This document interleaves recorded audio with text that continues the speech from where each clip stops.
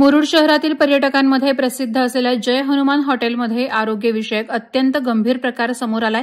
धीरेंद्र सिंग यांचा मुलगा हे हॉटेल सांभाळत असल्याचं समजतं। हे हॉटेल आजही पर्यटक आणि स्थानिक नागरिकांच्या गर्दीने सदैव गजबजलेलं असतं। मात्र या हॉटेलच्या स्वयंपाकघरातील एक व्हिडिओ सध्या चर्चेचा विषय ठरत आहे। या व्हिडिओमध्ये स्पष्टपणे दिसतंय की हॉटेलच्या बाजूला असलेले रस्त्यालगतचे स्वयंपाकघराचे शटर अर्धवट उघडय।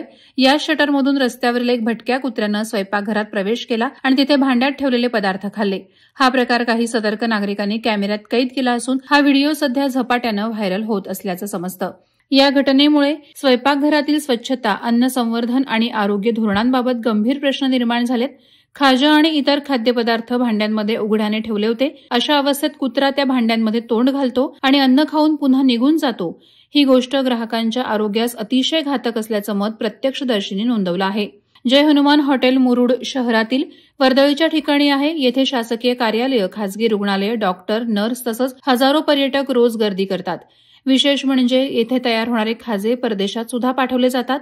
अशा ठिकाणी जर अन्न शिजवताना स्वच्छतेचे नियम पाळले जात नसतील तर तो थेट नागरिकांच्या आरोग्यावर घाला आहे, असा संताप नागरिकांनी व्यक्त केला। या प्रकारामुळे खाद्यपदार्थांमधून विषबाधा, जंतू संसर्ग आणि पचनाच्या तक्रारी निर्माण होऊ शकतात।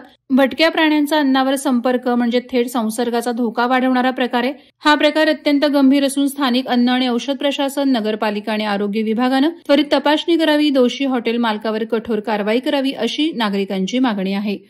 वादळवारा लाईव्हसाठी अमोल कुमार जैन, अलिबाग। नवी मुंबई व रायगड जिल्ह्यातील ताज्या बातम्या आणि घडामोडींसाठी सबस्क्राईब करा वादळवारा लाईव्ह चॅनल आणि दाबा बेल आयकॉन।